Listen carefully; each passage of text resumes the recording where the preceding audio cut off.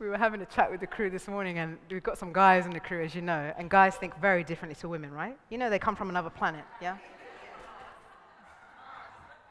Right? And we're victims. What did you say, Mo? My opinion. Shared by quite a few of us. So, yes, so let's say we come from different planets.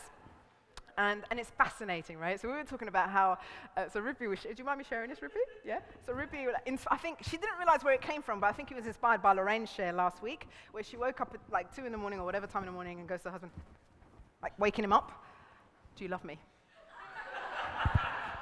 And he's like, what am I supposed to answer to that? Well, a yes or a no would be good. Do you still love me? You know?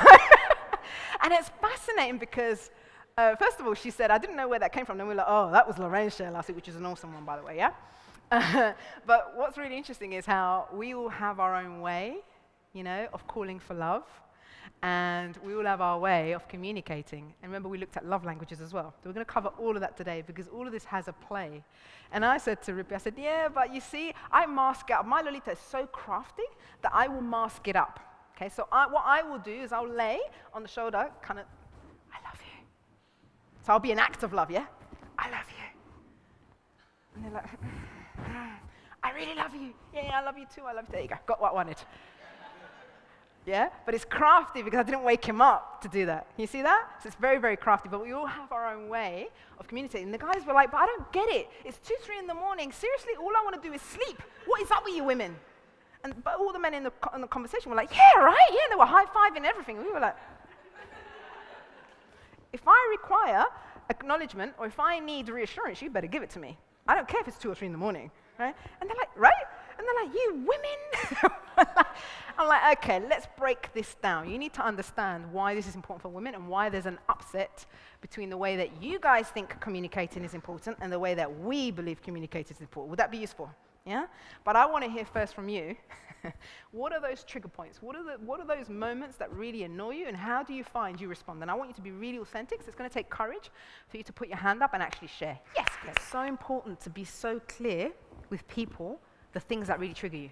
Because sometimes people are just innocent about it. They might just be rushing, blah, blah, blah, blah. Yeah, and it's the same, like, you know, like you said about the WhatsApp or, sorry, like, you know, if you ring someone and they don't answer the phone, you think, oh, why have they not answered the phone? Like, have I done something to upset them? Or you don't think, well, actually, they might just be busy, or maybe they can't hear their phone. Yeah.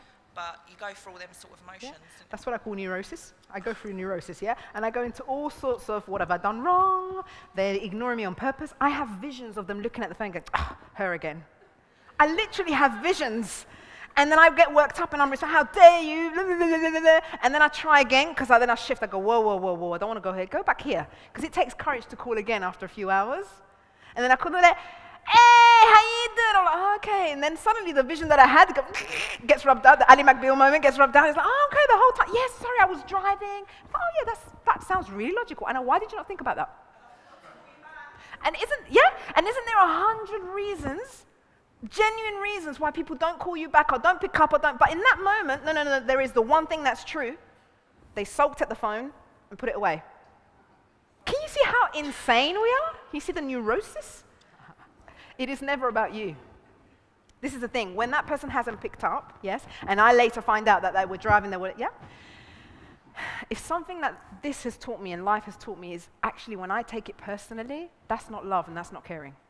Because when I really love and I really care, when someone shows up eventually or they call back, my first response is everything okay with you? Are you all right? As opposed to, you didn't pick up the phone, where have you been?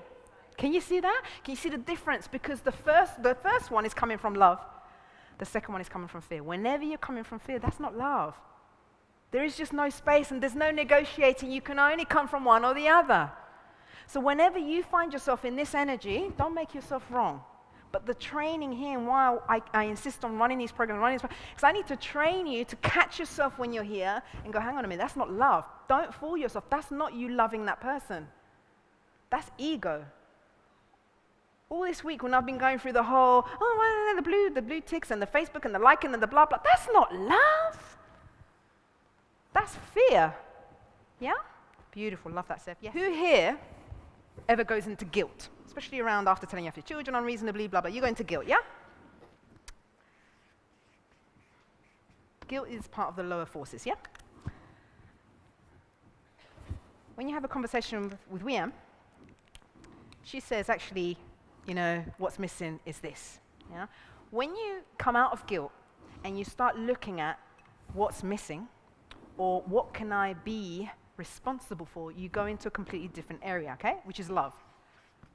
Now, if you look at the word responsibility, a word we use a lot, but we understand very little actually.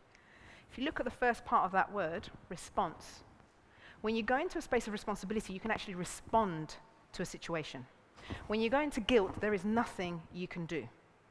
And you find that actually you dive into the world of guilt, into a low energy vibration, and you literally get incapacitated. He's like, oh, I'm such a bad person, I'm such a bad mom. Yes, whoever does that one. I'm such a bad mom, I'm a disaster, I'm just going to give it all up. And you have the cheek to say it to your children, I know I'm a bad mother. And you storm off. Right? It happens all the time. But what's really interesting is, within that, no one wins. Nothing happens, nothing moves. When we go into a space of responsibility, there's the, hang on a minute, okay, let me break this down. What was the bit that was missing? What was the bit that I could have done differently? What is the bit that I can be responsible for? Does this make sense? Okay? Very different energy vibrations. When you go into responsibility, you're now going into courage and neutrality.